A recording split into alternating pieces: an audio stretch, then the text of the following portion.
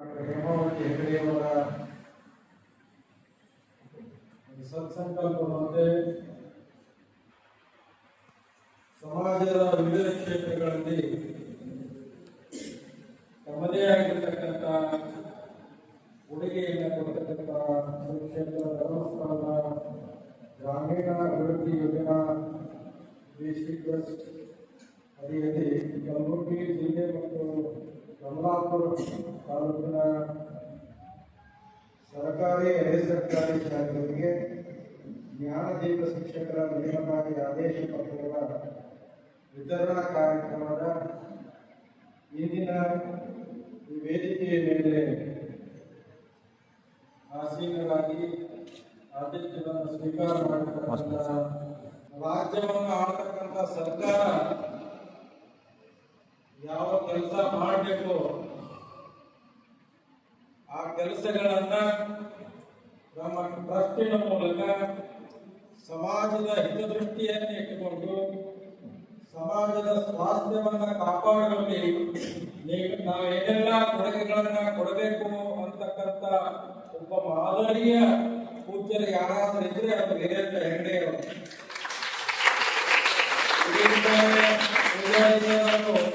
ಹೇಳಿದ್ರು ಅವ್ರ ಮೇಲೆ ಏನೇನು ಆಪಾದನೆಗಳು ಬಂದಾವೆ, ಸಾಲ ಹೆಂಗ್ ಕೊಡ್ತಾರೆ, ಇನ್ನೊಂದು ಮತ್ತೊಂದು ಎಲ್ಲಾನು ಹೇಳಿದ್ರು. ಆದ್ರೆ ನಾನೀಗ ಒಂದು ಮಾತು ಹೇಳ್ತೀನಿ, ನಮ್ಮ ಹಿಂದೂಗಳ ಒಂದು ಮಾತು ಬರ್ತದೆ, ಜब हाथी चले बाजार कुत्ते भूखे हजार. ಅಂದ್ರೆ ರಸ್ತೆ ಒಳಗೆ ಆನೆ ಹೋಗ್ತಿತ್ತಂದ್ರೆ ಬೆಗಳು ನೂರಾರು ನಾಯಿಗಳು ಇರ್ತಾರೆ. ಆ ನಾಯಿಗಳೆಲ್ಲ ಬೆಳತಿದ್ರು ಕೂಡ ಆನೆ ಏನಿರ್ತದ ಆ ಗಾಂಭೀರ್ಯ ಹಾಳಾಗ ಅದೇನು ನಮಗೆ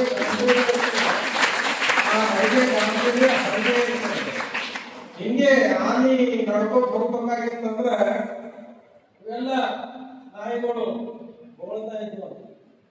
ಹೊಗಳ್ತಾ ಇದ್ದಾಗ ಈ ಆನೆ ರಾಜಗಾಂಭೀರ್ಯದಿಂದ ಹೋಗ್ತಾ ಇರಬೇಕಾಗಿದ್ರೆ ಆನೆಯನ್ನ ಗಣಪತಿ ಅಂತಕ್ಕಂಥ ರೂಪದಲ್ಲಿ ಕಾಣ್ತಕ್ಕಂಥವರೆಲ್ಲ ಕೈ ಮುಕ್ಕೊಂಡು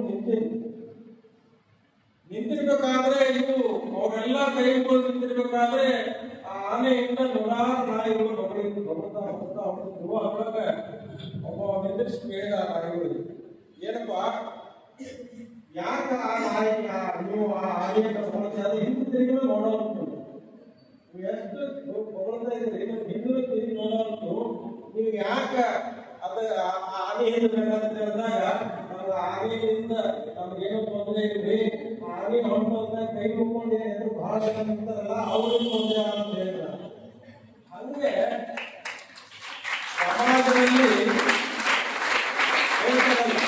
ಹಣ್ಣು ಕೊಡೋದಕ್ಕೆ ನಾವು ಹೊಡೆದಿರ್ತಾರೆ, ಜೇನು ಕೊಡುವಂತ ಜೇನು ಹುಡುಗಿಗೆ ನಾವು ಇಡುವಂತ ಇರ್ತಾರೆ. ಹಂಗ ನಮ್ಮಂತ ಈ ಸಮಾಜ ಯಾರನ್ನೂ ಬಿಟ್ಟಿಲ್ಲ. ಇಡೀ ನಾಡಿಗೆ ಒಳ್ಳೆಯದಾಗಿದ್ದರೂ ಕೂಡ ಒಬ್ಬರಿಗಾದ್ರೂ ನಾವು ಬೇಡವಾಗಿರ್ತೀವಿ ಅಂತ ದೃಷ್ಟಿಯಲ್ಲಿ ಆಪಾದನೆಗಳು ಬರ್ತಾ ಇದ್ದಾವೆ. ಆದರೆ ಆ ಮಂಜುನಾಥ ಸ್ವಾಮಿಯ ಕೃಪೆಯಿಂದ, ಅಣ್ಣಪ್ಪ ಸ್ವಾಮಿಯ ಕೃಪೆಯಿಂದ ಪೂಜ್ಯರು ಹ್ಯಾಂಗ ಕಸರಿನೊಳಗೆ ಕಮಲ ಅತ್ಯಂತ ಶುದ್ಧವಾಗಿ ಪರಿಶುದ್ಧವಾಗಿ ಇರ್ತದೆ ಕೆಸರು ಹಣಿಸಬಹುದಾದಾಗ, ಹಾಗೆ ವೀರೇಂದ್ರ ಹೆಗಡೆಯವರು ಕಮಲದ ರೂಪದಲ್ಲಿ ನಮಗೆಲ್ಲರಿಗೆ ನ್ಯಾಯಾಲಯವಿದೆ.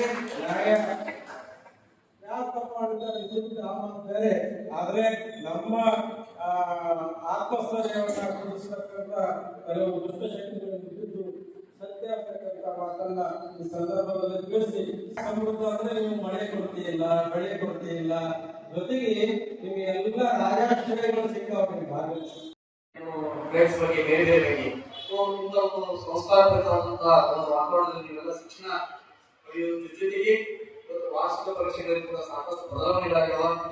ವ್ಯಾಪ್ತ ಸಿಸ್ಟಮ್ ಇದೆ, ಕ್ಯಾಮ್ರಾಗಳಿವೆ. ಅಂದ್ರೆ ಓದುಗರಿಗೆ ತಾವೆಲ್ಲ ಗಮನ ಕೊಟ್ಟು ಉತ್ತಮ ಫಲಿತಾಂಶ ತಾವೆಲ್ಲ ಪ್ರಯತ್ನ ಮಾಡಬೇಕು. ಮತ್ತು ನೀವೇನೊಂದು ಕೇವಲ ನಾವು ಪರೀಕ್ಷೆಗಳು ಸಮೀಪ ಹೋದಾಗ ಮಾತ್ರ ಹೆಚ್ಚು ಸಮಯವನ್ನು ಮೀಸಲಿಡ್ತೀವಿ. ಆದ್ರೆ ಆ ರೀತಿ ಮಾಡಿದಾಗ ನಾವು ಒಂದು ಒಳ್ಳೆಯ ರಿಸಲ್ಟ್ ಸಾಧ್ಯತೆ ಇಲ್ಲ. ಪ್ರಾರಂಭದಿಂದ ಈಗಾಗಲೇ ನಾವು ಸರ್ಕಾರಿ ಶಾಲೆಗಳಲ್ಲಿ ವಿಶೇಷ ತರಗತಿಗಳು ಬೇರೆ ಬೇರೆ ಬೇರೆ ಕಾರ್ಯಕ್ರಮಗಳನ್ನು ಕೈಗೊಂಡಿದ್ದೀವಿ. ನಾವು ಕೂಡ ಈಗಿದ್ದ ನಮ್ಮ ಖಾಸಗಿ ಶಾಲೆಗಳ ಶಿಕ್ಷಕರು ಕೂಡ ಸರ್ಕಾರದಿಂದ ಸುತ್ತೋಲೆಗಳು ಮಾರ್ಗಸೂಚಿಗಳು ತಾವು ಕೂಡ ಅನುಪಾಲನೆ ಮಾಡಿ ಮಕ್ಕಳ ಒಂದು ಶೈಕ್ಷಣಿಕ ಪ್ರಗತಿಗೆ ತಾವು ಕೂಡ ಕಾರಣೀಭೂತರಾಗಿ ಸ್ಥಾನದಲ್ಲಿದ್ದು ಧರ್ಮಸ್ಥಳದ ಕ್ಷೇತ್ರವು ಕೂಡ ತಮಗೆಲ್ಲ ನೋಡಿ ಈಗ ಸರ್ ಸುಮಾರು ಸುದೀರ್ಘವಾಗಿ ಅನೇಕ ವಿಚಾರಗಳನ್ನು ಹಂಚಿಕೊಂಡಿದ್ದಾರೆ. ಕೇವಲ ನಮ್ಮ ಶಿಕ್ಷಣ ಕ್ಷೇತ್ರಗಳಲ್ಲ, ಎಲ್ಲ ಕ್ಷೇತ್ರಗಳಿಗೆ ತಮ್ಮ ಒಂದು ಸಮಾಜಮುಖಿಯಾಗಿ ಕಾರ್ಯವನ್ನು ಮಾಡ್ತಾ ಇದ್ದಾರೆ. ಅದರಲ್ಲಿ ವಿಶೇಷವಾಗಿ ಹಲವು ವರ್ಷಗಳಿಂದ ನಮ್ಮ ಸರ್ಕಾರಿ ಮತ್ತು ಅರೆ ಸರ್ಕಾರಿ ಅನುದಾನಿತ ಶಾಲೆಗಳಿಗೆ ಶಿಕ್ಷಕರ ಕೊರತೆ ಇದ್ದಲ್ಲಿ ಮಾತ್ರ ಇವತ್ತು ಶಿಕ್ಷಕರು ಕೊಡ್ತಕ್ಕಂಥ ಕೆಲಸ ಕೊಟ್ಟು ಶಿಕ್ಷಣಕ್ಕೆ ತಮ್ಮದೇ ಆದ್ಯತೆಯನ್ನು ಕೊಟ್ಟಿದ್ದಾರೆ. ಇವತ್ತು ನಾವು ವಿಶೇಷವಾಗಿ ನಮ್ಮ ಕಲಬುರಗಿ ಉತ್ತರ ವಲಯಕ್ಕೆ ಸಂಬಂಧಪಟ್ಟಂಗೆ ನಾನು ಕಮಲಾಪುರ ಕೂಡ ನನಗೆ ಬರ್ತದೆ. ಸರ್ಕಾರದಲ್ಲಿ ನಿರಂತರವಾಗಿ ನೇಮಕಾತಿ ಪ್ರಕ್ರಿಯೆಗಳಿಲ್ಲ. ಆದ್ರೆ ಪ್ರತಿ ವರ್ಷ ಕನಿಷ್ಠ 10-15% ಶಿಕ್ಷಕರು ನಿವೃತ್ತಿ ಆಗ್ತಾರೆ. ಸೊ ನಿವೃತ್ತಿ ಆದಂತ ಸಂದರ್ಭದಲ್ಲಿ ನಮ್ಗೆ ಶಾಲೆಗಳು ಚುರುಕ ಆಗಂಗಿಲ್ಲ. ಆದ್ರೆ ಪರ್ಯಾಯ ವ್ಯವಸ್ಥೆ ಮಾಡ್ಕೊಂಡು ನಾವು ಶಾಲೆ ನಡೆಸಬೇಕಾಗ್ತದ. ನನ್ನ ಕ್ಷೇತ್ರದಲ್ಲಿ ನನ್ನ ತಾಲೂಕಿನಲ್ಲಿ ಸುಮಾರು ಒಂದು 15 ಕಡೆಗಳಿಗೆ ಡಿಪೋಪತಿಯ ಶಾಲೆಗಳಿವೆ. 5 ಕಡೆಗಳಲ್ಲಿ ಶಿಕ್ಷಕರಿಲ್ಲ, ಶೂನ್ಯ ಶಿಕ್ಷಕರು, ನಿವೃತ್ತಿ ನಂತರ ಶಿಕ್ಷಕರಿಲ್ಲ. ಆದ್ರೆ ನಾವು ಸ್ಥಳೀಯವಾಗಿ ಪಕ್ಕದ ಶಾಲೆಗಳಿಂದ ಶಿಕ್ಷಕರನ್ನು ಹೊಂದಾಣಿಕೆ ಮಾಡಿ ನಾವು ಮಕ್ಕಳಿಗೆ ತೊಂದರೆ ಆಗಲ್ಲ ಅನ್ನೋ ದೃಷ್ಟಿಕೋನ ಕೆಲಸ ಮಾಡ್ತಾ ಇದ್ವಿ. ಮತ್ತು ಸರ್ಕಾರದಿಂದ ಪ್ರತಿ ವರ್ಷ ಶಿಕ್ಷಕರ ಖಾಲಿ ಹುದ್ದೆಗಳಿಗೆ ವಿರುದ್ಧವಾಗಿ ಅತಿ ಶಿಕ್ಷಕರನ್ನು ಕೂಡ ಕೊಡ್ತಾರೆ. ಆದ್ರೆ ಶಿಕ್ಷಕ ಖಾಲಿ ಹುದ್ದೆಗಳನ್ನು ಬಂದವು. ಪ್ರತಿ ವರ್ಷ ನಾವು ಮಾರ್ಚ್ 31ಕ್ಕೆ ಅವರು ಒಂದು ಲೆಕ್ಕ ಕೊಡ್ತಾ ಇದ್ರು. ಈ ವರ್ಷ ಡಿಸೆಂಬರ್ 31ಕ್ಕೆ ನಮ್ಮಲ್ಲಿ ಸುಮಾರು 87 ಹುದ್ದೆಗಳು ಯಾವಾಗ ಅಂತಂದ್ರೆ ಮಾರ್ಚ್ ಅಲ್ಲಿ ಖಾಲಿ ಇತ್ತು. 100 ಹುದ್ದೆಗಳು ಖಾಲಿ ಇತ್ತು. ಅದರಲ್ಲಿ ಕೇವಲ ಬಂದಿದ್ದು 61 ಹುದ್ದೆಗಳು ಮಾತ್ರ ಪ್ರಾಥಮಿಕ. ಆ ಸಂದರ್ಭದಲ್ಲಿ ಅನೇಕ ನಮ್ಮ ತಾಣಗಳಲ್ಲಿ ಕಮಲಾಪುರ ಭಾಗದಲ್ಲಿ ಇಂಟರ್ವ್ಯೂ ಶಿಕ್ಷಕರ ಕೊರತೆ ಇತ್ತು.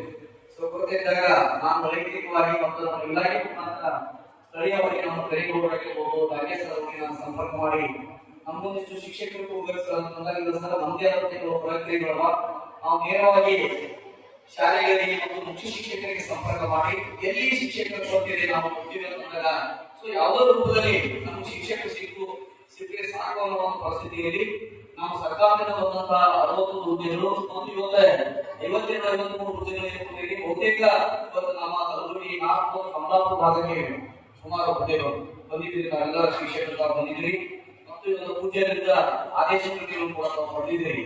ಆದ್ರೆ ಮುಂದಿನ ದಿನಗಳಲ್ಲಿ ಇದು 1 ವರ್ಷಕ್ಕೆ ಸೀಮಿತವಾಗಿ ಇದಕ್ಕೆಲ್ಲ ಆದೇಶಗಳು ಮಾರ್ಚ್ 31ಕ್ಕೆ ಮತ್ತೆ ನಿಮಗೆಲ್ಲ ಬಿಡುಗಡೆ ಮಾಡ್ತಾರೆ.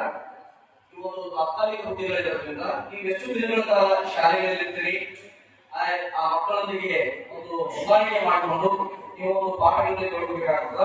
ಮತ್ತು ಇದೇ ಸಂದರ್ಭದಲ್ಲಿ ಕೆಲವೊಂದು ವಿಷಯಗಳು